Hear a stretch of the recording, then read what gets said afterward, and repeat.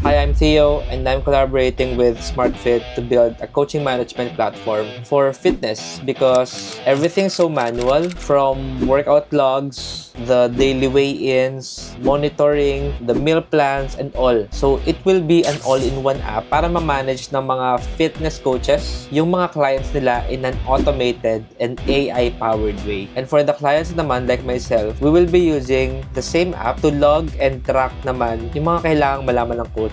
Like yung mga workout routines na ginawa namin, yung mga daily weigh-in, anong mga meals, ano yung macros, instead of doing it on a spreadsheet na ginagawa namin ngayon. Tapos ang damakmak na mga screenshots, kung nakailang steps ka na, kung ano yung mga macros mo sa buong araw, and you know, everything related to our fitness journey as the client. So the platform will be two-way, no? For the coaches and for the clients. So this is week 0 for building the app, and usually what I do in this phase is purely set up because I want everything to be prepared before I even start coding rather than blindly building the app. Tapos ang masama pa, baka mapunta sa vibe coding kasi gusto ko lang pabilisin yung process ng pag-build. Eh syempre, ayaw natin ng ganun. So let's look at the things na sinetup ko for this week 0. First thing na sinetup natin is of course the PRD, or what we call the Product Requirements Document. So nandito sa document na to lahat ng specifications at mga requirements na napag-agrihan namin ni SmartFit, at least for the MVP or pinaka-initial release namin in the next 3 months. So, nandito sa document na to lahat yon.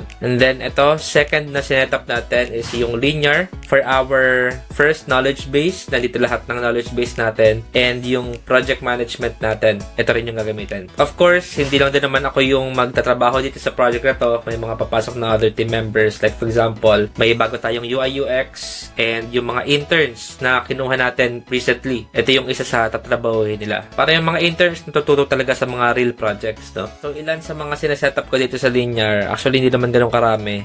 Number 1 is yung mga labels natin so that I know if an issue is an API, a bug, DevOps, front-end, improvement feature, ayan. Second is yung issues natin or yung mga statuses and automations. So dito sa linear, pwede ka magkaroon ng iba't ibang status per category, per phase.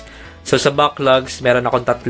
I have the soon, dito yung mga high priority, new triage, ayan, tapos yung later natin or yung mga lower priority. Sa unstarted, to do, this is for the current sprint. So, dito natin nilalagay lahat ng mga tickets or mga issues na kasama dun sa sprint or cycle natin. And then, sa started, we have different statuses as well. So, we have the in progress, in review kapag nasa pull request na, tapos ready to deploy kapag reviewed ko na yung gawa ng ibang devs.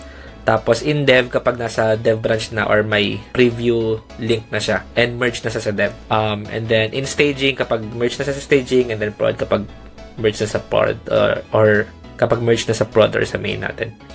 Ayan. Tapos may automation din yan. Sobrang ganda lang linear kasi kapag may changes dun sa GitHub mo, like for example, na-merge yung pull request mo, may automation siya dito nilagay. Ayan. Kunyari, yung PR mo open na for a particular ticket or issue, automatic nasa in progress siya. Tapos kapag dun sa PR may nag-request ng review, automatic magiging in review yung status ng ticket. So dito sa ticket, makikita natin dito yon sa issues. Kunyari for example, itong ticket na to na-review na ng reviewer tapos na-approve na. Based dun sa automations, magbabago yung status nito. Imbis na to do, mapupunta siya sa ready to deploy kasi ready to merge na siya sa dev, kumbaga. So ganoon siya. So paano nangyari yon? Sa GitHub, kapag gumawa ka ng branch, kailangan mong i-copy git branch name dito sa gilid. Ayan, makikita nyo dyan, branch name copied to clipboard. Kailangan mo siyang gamitin as your branch name para ma-sync niya. And dito sa linear, kailangan mo rin integrate of course yung GitHub repository para nasa-sync din yung statuses. Of course, sinetup ko rin yung cycles. So, ito yung para magiging sprints natin which is every 2 weeks. Tapos, wala tayong cooldown, tuloy-tuloy tayo hanggang sa ma-build natin yung mismong MVP natin for the next 6 cycles. So, yun lang naman. Tapos, sinimulan ko lang gawin yung ilang ticket na I believe puro front-end muna. Or, ayan, may konting API tsaka database. Pero, yeah, that's the gist of it sa linear. Then, after linear, ito naman yung next na sinetup ko, yung sitemap. Kasi ako, very visual builder ako. Kailangan nakikita ko lahat. Kailangan may visualization ako ng lahat. Kailangan may document ako. Kasi makakalimutin din ako. And ano actually mas mabilis ako mag-isip kapag nakikita ko or na-visualize ko talaga yung kung ano yung i-build ko. So, nag-i-invest talaga ako ng time para gawin lahat ng to. Kasi this is documentation din Again, hindi lang ako yung mag-build nito.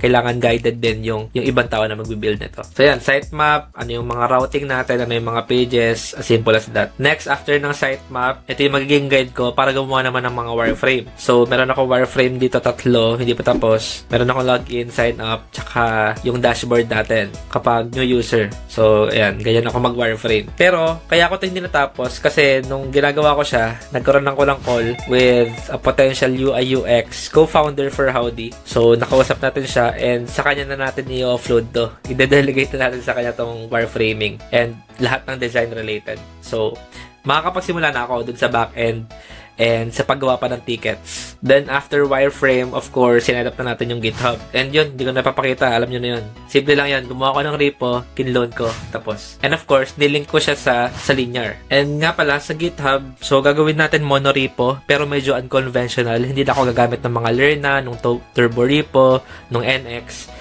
Gagawin ko lang, hiwa-hiwalay na folders, yung landing page, yung backend API, and yung mismong front-end app natin. So, iba-iba siya nilang folder. Kasi, what I plan is, yung backend, ika-cloud run natin. Actually, una ko inisip, ipa-fast API ko sana Kaso, para mabilis, yung Next.js API ko na lang.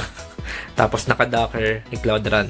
Tapos, yung front-end, Vercel, kaya na yan. Yung landing page, actually, nung unang-una, pinag-isipan ko kung magno-no-code ako or low-code platform, like yung mga Bubble, Framer. Kaso, sabi ko, hindi, i-code natin yan.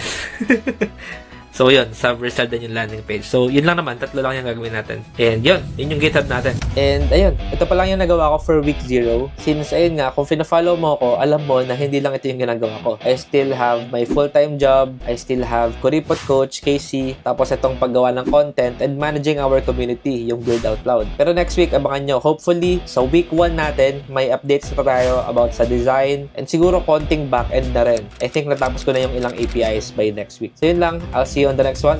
Bye!